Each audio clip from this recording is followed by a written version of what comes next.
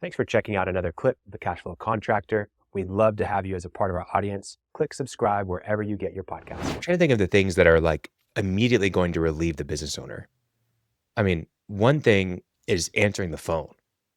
And I didn't like even have that on here. that's the first thing.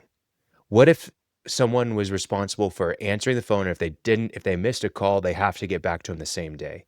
How would that change your client and subcontractor interactions if it wasn't you that was doing that, right? Not saying that you can't answer calls or you can't make calls, but what if, hey, every single time someone calls, we're spending all this money on lead generation, someone's going to answer. We have this great client that we're excited to work with. When they call, someone's going to answer, right? Like that can change a lot. The subcontractors on site, ready to fix the problem, somebody answers, not, oh, well, we missed it and then they left, right? Those are the things that really make a difference. Next thing, and this one's probably one of the most impactful to actually closing deals, generating revenue, feeling better, doing better pricing.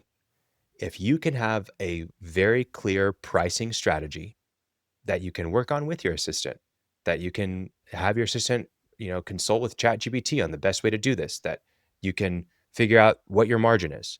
You can have a very clear pricing strategy where you have, there's an easy input that you put into a spreadsheet and it generates the price. All you have to do, you're going to do my sprinkler system, right? You've come over and you've recognized, holy cow, we've got 178 heads and 96 need to be capped and 40 need to be changed to rotors. And then, 7 need to be repaired. Well, you just record a video walking through my yard saying, okay, there's not 178 heads. These ones need to be changed to this. These need to be changed to this. Da, da, da, da. You send the video to your assistant. Your assistant transcribes the video. Your assistant puts that into ChatGPT. Then uses ChatGPT to create the proposal and the actual writing of it. And then they plug in those numbers into their pricing spreadsheet. They generate a proposal or a quote, and they send that within 2 hours of you being on site, rather than you waiting 5 days to send me an email on a weekend, because that's when you have time to get to it, with what the price is. And it's, a really poorly formatted document, right? Related That makes a to huge that, difference.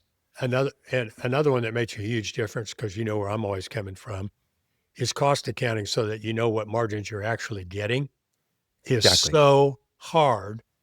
I mean, I've talked about it so much, but I'll say it again, so hard, because deposits are counted as income and all that. So you don't know without really, really good books. You don't know by your books.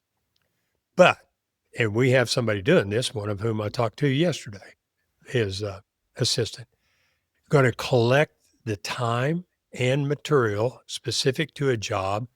And I don't care if you keep that information in QuickBooks or if you do it on a spreadsheet, but you're doing your job costing. So regardless that your books are kind of jacked up and not timely, you've got that information, that is something that most owners, well, really, really, really good owners, or some people have been around a long time, because the guy has a yellow legal pad and he keeps that information all the time.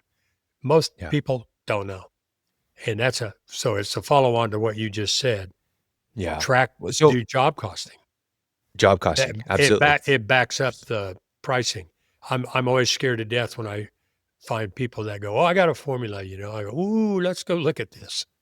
Yeah. Because a lot of times lots of things can go on. So here's another thing that can really change. I'll give you 2 more, and then we can, I don't know how you want to go from there. A one that makes a huge difference: Slack. I know people might use it, might not. You don't have to use it. You can use Google Chat. You can use whatever you want, but workplace communication tool. Your assistant, especially if you're doing like remodel projects that are longer than a week in duration. Okay. For every new project we get, your assistant can then create a Slack channel for that project for 123 Main Street. And now anything about 123 Main Street project, pictures of the job, receipts, schedule, anything that's communicated about this goes inside that Slack channel, which is essentially a group chat. So instead of you doing that over WhatsApp or over iMessage, you just do it inside of Slack. It's recorded. It's historical. Everybody can see it. And that's where you can tag people. Everything happens in that channel.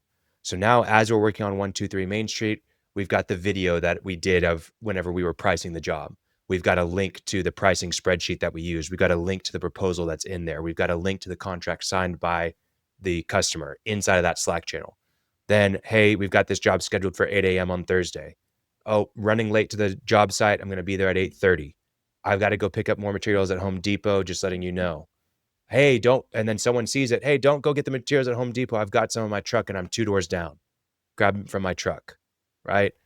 All that happened inside that Slack channel. Now we've completed 123 Main Street. Now we've got the invoice and the paid check, picture of the check already inside of there.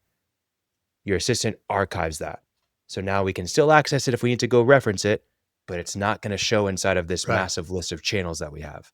Your assistant can manage all of that. They can send messages inside of there to the team. Guys, don't forget, we have to have this done by Friday, whatever it is. Please send me your receipts. It looks like I'm seeing a lot of transactions come through QuickBooks and I don't know exactly what they're for. I need these receipts so I can match them properly to the job. Like your assistant can handle that. So that's one thing. Yeah. The next thing, if you have a good assistant and they're doing all this stuff for you, they don't want the job to be hard. So they're going to be optimizing. For example, this is a real example. Vicky, shout out Vicky if you ever listen to this. She's in Ecuador. She works for Sergio Garcia, who's in Oklahoma City. They had a huge problem collecting customer selections and preferences for the style of edges, for their measurements, for the appliances, all that different stuff. It just was a headache. They'd have to make calls. They wouldn't answer. They leave voicemail. They call back, but we weren't available. Vicky said, I had enough. I've made 15 calls today to get selections and I only got 3 answers, right? We're going to have a form.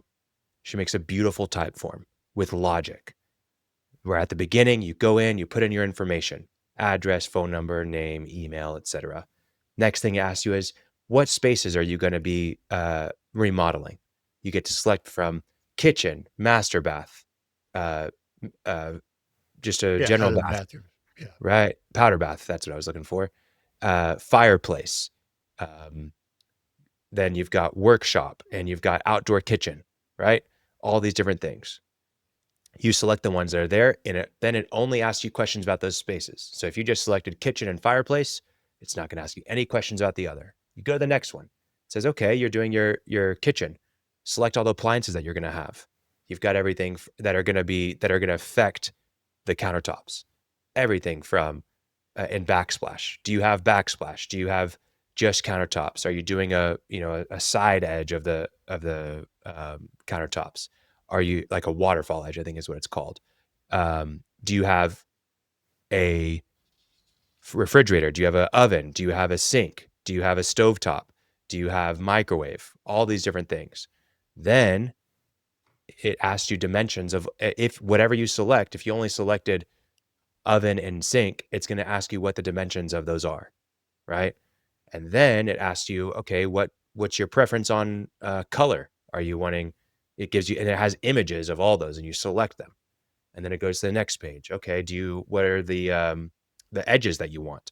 And it collects all of that information with real logic. And when you're done, it sends all of that into their project management system and it sends an email to Sergio. Ready to go. Yeah. Ready to go. Put it on the schedule. What you do from there, she calls and she says, hey, thank you so much for filling this out. I'm going to run through this and confirm that we've got everything accurate, right? And she can do that on a voicemail. I've also sent you an email with a list of everything that you filled in, right? Get back to me if you see any discrepancies. We're going to get started on building this stuff out, or you're getting your template built out, whatever, from there. So that's something that the assistant did without Sergio prompting, because she realized this is to make it easy. Yeah, and that's where you get really smart people. Yeah, exactly. Thanks for checking out a clip from the Cashflow Contractor. We have full episodes where we go deep on topics that help you grow a construction business that runs without you, so you can have less stress, more time, more money. Now, we've got other videos, other clips, but if you want to check out the full episode for this clip, you can click wherever our editor put it. It might be here, it might be there, it might be over my face, I don't know. But Thank you for checking us out. We'd love to have you as a part of our audience. So subscribe or check out a full episode wherever you get podcasts.